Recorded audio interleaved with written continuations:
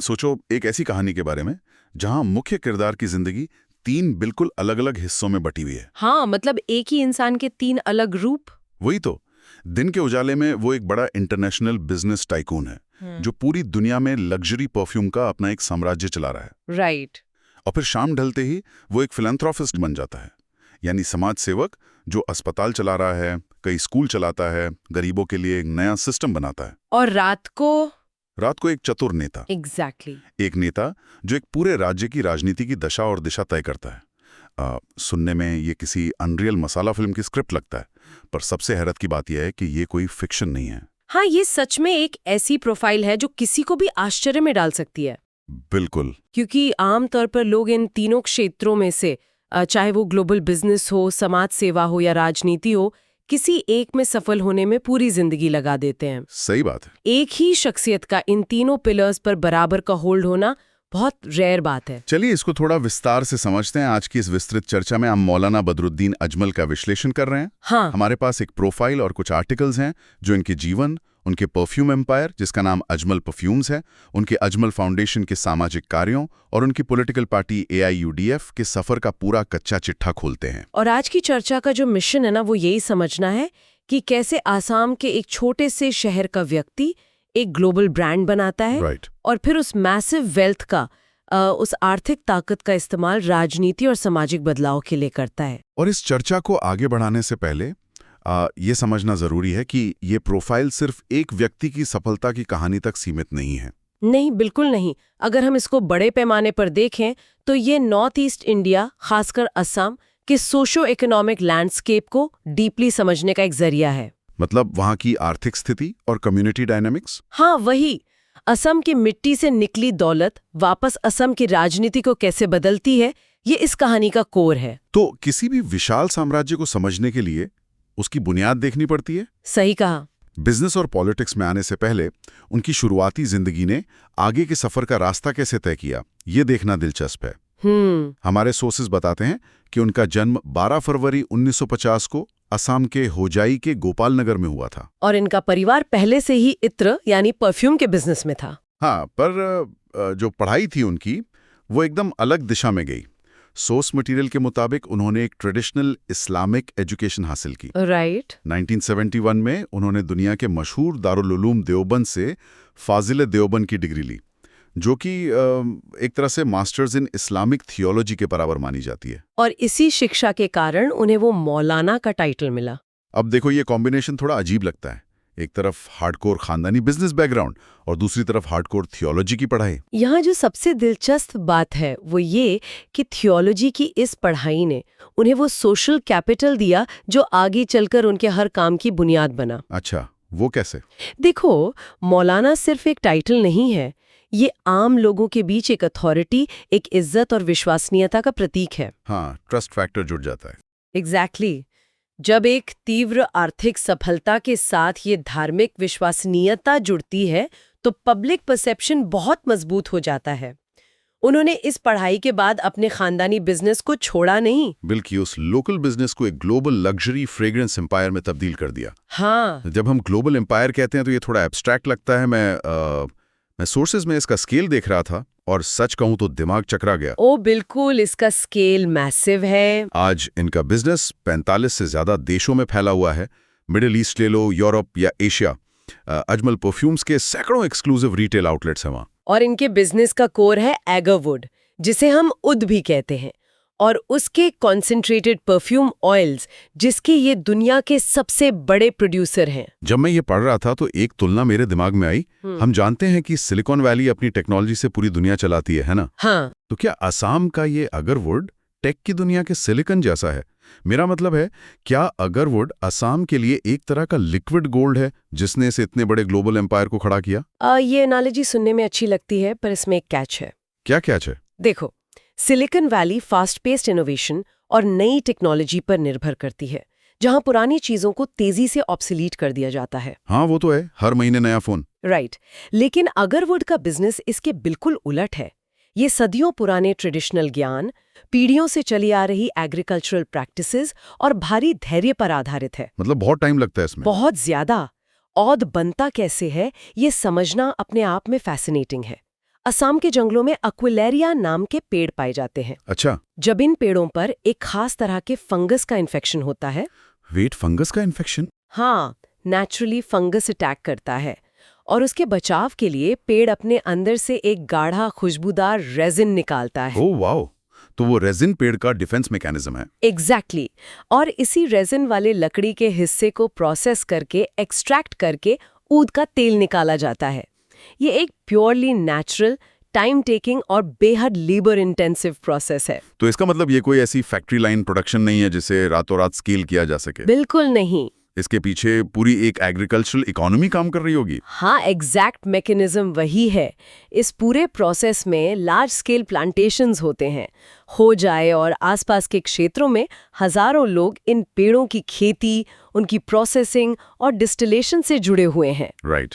जब इस लेवल पर परफ्यूम एक्सट्रैक्ट करके उसे मिडल ईस्ट के शेखों या यूरोप के लग्जरी मार्केट्स में प्रीमियम दामों पर बेचा जाता है, तो दुबई और लंदन से आने वाला पैसा सीधे वापस आसाम की इकोनॉमी में फ्लो करता है। सही पकड़ा।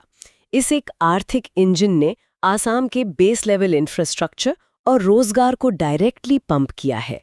होजाई जैसी जगह जो शायद मैप पर एक मामूली सा कस्बा थी, वो इस ग्लोबल ट्रेड का एपिसेंटर बन गई। ये तो एकदम परफेक्ट सेटअप लगता है। बुनियाद दो चीजों से बन गई, देवबंद से मिली धार्मिक अथॉरिटी और आसाम के अगरवुड से निकला लिक्विड गोल्ड। लेकिन जब किसी के पास इस लेवल का पैसा और ग्लोबल सक्सेस आ जाती है, तो अगला सवाल उस वेल्थ के डिस्ट्रीब्यूशन का होता है ना।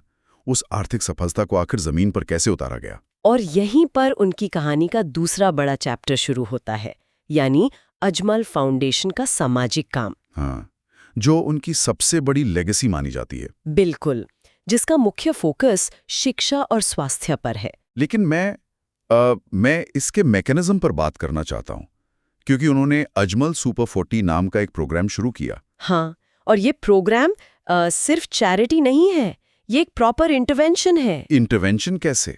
देखो, अजमल सुपर 40 अंडर प्रिविलेज्ड यानी आर्थिक रूप से कमजोर बच्चों को चुनता है। फिर उन्हें नीट और जेई जैसे टफ कॉम्पिटिटिव एग्जाम्स के लिए इंटेंसिव रेजिडेंशियल कोचिंग देता है। ओह वाह, रेजिडेंशियल भी? हाँ, आज के दौर में मेडिकल और इंजीनियरिंग की कोचिंग कितनी महंगी है ये तो हम सब जानते हैं। गरीब परिवारों के लिए इस कॉस्ट ने आगे बढ़ने के रास्ते लगभग बंद ही कर दिए थे। तो इस सब का आखिर मतलब क्या है? अक्सर हम देखते हैं कि अमीर लोग मंदिर, मस्जिद या किसी ट्रस्ट में डोनेशंस दे देते हैं या एक दो बार लंगर चला देते हैं। राइट, आमतौर पर वही होता है। पर इस सुपर 40 प्रोग्राम का स्ट्रक्चर देखकर दिमाग में एक बात आती है। जब आप एक वंचित परिवार के बच्चे को उठाकर उसे डॉक्टर या इंजीनियर बना देते हैं, आप सिर्फ उस एक बच्चे की मदद नहीं कर रहे होते। हाँ, वो बच्चा जब अपने गांव वापस आएगा या शहर में अच्छा कमाएगा, तो वो अपने पूरे परिवार और शायद अपनी आने वाली कई पीढ़ियों को गरीबी रेखा से हमेशा के लिए बाहर निकाल लेगा। एग्जैक्टली। ये सिर्फ चैरिटी नहीं है, ये रूरल असम में एक बड़ा इकोनॉमिक शिफ्ट लाने की कोशिश है। इसी मैकेनिज्म को समझना जरूरी है इस चर्चा में। राइट। वेल्थ क्रिएशन दुबई या लंदन में हो रही है, लेकिन उसका टारगेटेड रीइन्वेस्टमेंट आसाम की ह्यूमन कैपिटल में हो रहा है। और यही अप्रोच उनके हेल्थ केयर इनिशिएटिव्स में भी दिखती है। जैसे उन्होंने होजाई में Haji Abdul Majid memorial hospital and research centre की स्थापना की। क्योंकि असम के रूरल एरियाज में हेल्थ केयर का गैप हमेशा से बहुत बड़ा रहा। बहुत बड़ा। किसी भी सीरियस बीमारी के लिए लोगों को कई 100 किलोमीटर दूर गुवाहाटी या किसी और बड़े शहर भागना पड़ता था, जो आर्थिक रूप से तो तोड़ ही देता लोगों को। हाँ, और कई बार तो रास्ते में ही मरीज की जान चली जाती है। तो इस अस्पताल ने वही आधुनिक मल्टी स्पेशलिटी सुविधाएं एक ग्रामीण आबादी को उनके घर के बिल्कुल पास मुहैया कराईं। और इसके साथ ही फाउंडेशन डिजास्टर रिलीफ यानी आपदा राहत और हजारों बच्चों को बिना किसी भेदभाव के स्कॉलरशिप्स देने का काम भी लगातार कर रहा है। बिल्कुल। ये सारी डिटेल सुनकर मेरे दिमाग में कंसेप्ट आ रहा है। ये पूरा मॉडल उस पुरानी फिलैंथ्रोपी जैसा नहीं लगता कि किसी भूखे को खाना खिला दो। ये तो ऐसा लगता है जैसे एक शैडो वेलफेयर स्टेट चल रहा हो। Shadow welfare state? हाँ, यानी एक पैरेलल सरकारी इंफ्रास्ट्रक्चर, जहां सरकारी सिस्टम थक जाता है या जहां सरकारी सुविधाएं नहीं पहुंच पाती हैं, वहां इनका बनाया हुआ इंफ्रास्ट्रक्चर टेक ओवर कर लेता है। ये एनोलॉजी पूरी तरह फिट बैठती है यहाँ। स्टेट कैपेसिटी की अपनी सीमाएं होती हैं। सही बात है, सरकार हर जगह नहीं हो सकती। और जब एक प्राइवेट एंटिटी अपनी थियोलॉजी से मिले ट्रस्ट और बिजनेस से मिली दौलत का इस्तेमाल करके वो एम्प्टी वॉइड्स भरती है ना, तो जमीन पर एक अलग ही तरह की पावर डायनामिक्स पैदा होती है। लोग फिर आपको अलग नजर से देखते होंगे। एग्जैक्टली। लोग सिर्फ आपको एक बिजनेसमैन की तरह नहीं देखते, वो आपको अपने सेवियर यानी रक्षक की तरह देखने लगते हैं। और यही वो क्रिटिकल जंक्शन है जहां से इस कहानी का तीसरा और सबसे बड़ा डायमेंशन खुलता है। और यहां पर आकर मामला सच में दिलचस्प हो जाता है। मेरा सवाल यह है कि अगर आपने एक शैडो वेलफेयर स्टेट बना ही लिया है, लोगों की इतनी मदद कर रहे हैं, तो अचानक से इस सबको छोड़कर राजनीति के मैदान में उतरने की क्या जरूरत थी? हम सब जानते हैं, एक आम धारणा है कि पॉलिटिक्स कीचड़ है। एक सक्सेसफुल और वेल रेस्पेक्टेड व्यक्ति को पॉलिटिक्स में आने की क्या मजबूरी थी? क्या सिर्फ सोशल वर्क काफी नहीं था? देखो, मजबूरी पॉलिसी मेकिंग की थी। अच्छा। आप बाहर बैठकर एक अस्पताल बना सकते हैं, 2 स्कूल चला सकते हैं, लोगों की फीस भर सकते हैं, लेकिन आप सिस्टम के स्ट्रक्चरल लॉज या पॉलिसीज को नहीं बदल सकते बाहर से। राइट, वो तो सदन के अंदर ही होगा। हाँ, एक पॉइंट के बाद अगर आपको लगता है कि आपकी कम्युनिटी या मार्जिनलाइज्ड वर्गों को स्टेट पॉलिसीज की वजह से अनदेखा किया जा रहा है, तो पार्लियामेंट या असेंबली के अंदर बैठकर कानून पर बहस करना जरूरी हो जाता है। बाहर से सिर्फ राहत दी जा सकती है, अधिकार नहीं। और इसी अधिकार की लड़ाई के लिए उन्होंने 2005 में अपनी खुद की पॉलिटिकल पार्टी बनाई, AIUDF, जिसका पूरा नाम है all India United democratic front. हाँ, और ये पार्टी सिर्फ एक छोटा मोटा एक्सपेरिमेंट नहीं थी। बहुत ही कम समय में ये असम की राजनीति में एक किंग मेकर बनकर उभरी। मौलाना अजमल खुद धूबरी कॉन्स्टिट्यूएंसी से लगातार 3 बार 2009, 2014 और 2019 में लोकसभा के मेंबर ऑफ पार्लियामेंट चुने गए। लेकिन इस पॉलिटिकल राइज के पीछे का कोर मुद्दा था क्या? सोर्सेज बताते हैं कि मुद्दा डी वोटर का था। हाँ, डी वोटर यानी डाउटफुल वोटर इशू। ये असम के पॉलिटिक्स का सबसे कॉम्प्लेक्स और डीपली रूटेड मुद्दा है। और यहाँ हम एक बात बिल्कुल क्लियर कर दें सुनने वालों के लिए कि ये एक बहुत ही पॉलिटिकली चार्ज्ड मुद्दा है। हम अपनी इस चर्चा में बिल्कुल निष्पक्ष हैं। हमारा काम किसी पक्ष को सही या गलत ठहराना नहीं है। हम सिर्फ उस जानकारी को रिपोर्ट कर रहे हैं जो हमारे सोर्सेज में दी गई है। बिल्कुल ठीक कहा। तो सोर्सेज के मुताबिक इलेक्शन कमीशन ने 1990s के आखिर में एक कैटेगरी बनाई थी। जिन लोगों की नागरिकता पर संदेह था या जो लोग ठीक से अपने डॉक्यूमेंट्स प्रस्तुत नहीं कर पाए थे, उनके नाम के आगे वोटर लिस्ट में डी लगा दिया गया, जिसका मतलब था डाउटफुल। हाँ, इन लोगों से वोट देने का अधिकार छीन लिया गया और इनके केसेस फॉरेनर्स ट्रिब्यूनल्स में भेज दिए गए। इस प्रोसेस ने तो ग्राउंड पर एक बहुत बड़ी एंग्जाइटी और डर का माहौल पैदा कर दिया होगा ना, खासकर माइनॉरिटी कम्युनिटीज के बीच, जिन्हें लगने लगा होगा कि उन्हें टारगेट किया जा रहा है। और AIUDF ने ठीक इसी एंग्जाइटी और इस पॉलिटिकल वैक्यूम को एड्रेस किया। ब्रह्मपुत्र वैली के डेमोग्राफिक्स में एक बड़ा हिस्सा बंगाली स्पीकिंग मुस्लिम्स का है, जो सालों से इस नागरिकता के संकट और आर्थिक पिछड़ेपन का सामना कर रहे थे। तो AIUDF इनकी आवाज बन गई। हाँ, उनका पॉलिटिकल प्लेटफॉर्म माइनॉरिटीज के लीगल राइट्स की पैरवी करने और डी वोटर्स को फ्री लीगल एड मुहैया कराने पर केंद्रित हो गया। अच्छा, अब समझ आया। जिस शैडो वेलफेयर स्टेट की हमने पहले बात की थी, उसने इस पॉलिटिकल बेस को और मजबूत कर दिया होगा। एग्जैक्टली। जिन लोगों को इनके फाउंडेशन से स्कॉलरशिप या मेडिकल हेल्प मिल रही थी, उनका ट्रस्ट नेचुरली इस पॉलिटिकल पार्टी की तरफ शिफ्ट हो गया। एक तरह से सामाजिक कैपिटल सीधे पॉलिटिकल कैपिटल में बदल गया। लेकिन इस तरह की डीपली एनफ्रेंच्ड आइडेंटिटी पॉलिटिक्स कभी भी आसान नहीं होती।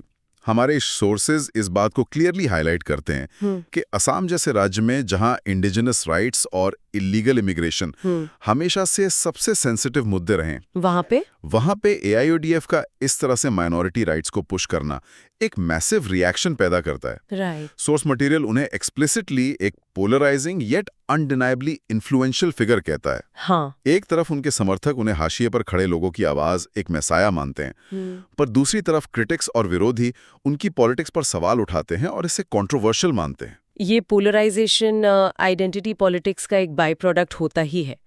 जब आप एक स्पेसिफिक डेमोग्राफिक की परेशानियों को इतनी अग्रेसिवली उठाते हैं, तो दूसरे ग्रुप्स में इनसिक्योरिटी आना स्वाभाविक है। राइट। लेकिन सोर्सेज में यहाँ जो फ्रेज ध्यान देने वाला है, वो है अनडिनाइबली इन्फ्लुएंशियल। आप उनकी पॉलिटिक्स से सहमत हो सकते हैं या पूरी तरह असहमत, पर राज्य की दशा तय करने में उनकी कैपेसिटी को नजरअंदाज नहीं किया जा सकता।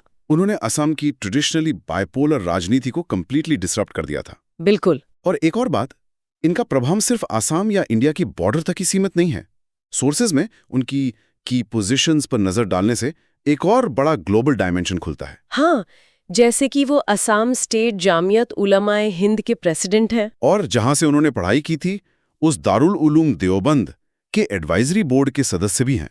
ये दोनों ही संस्थाएं धार्मिक और सामाजिक रूप से देश भर में एक भारी वजन रखती हैं। और अगर इस इन्फ्लुएंस को ग्लोबल स्केल पर मापा जाए तो royal Islamic strategic studies centre द्वारा उन्हें लगातार दुनिया के द 500 मोस्ट इन्फ्लुएंशियल मुस्लिम्स की लिस्ट में रैंक किया जाता रहा है। टॉप 500 में? वाह! हाँ, ये रैंकिंग दरअसल उनके उन तीनों डायमेंशंस थियोलॉजी, बिजनेस और पॉलिटिक्स के कॉम्बिनेशन का नतीजा है।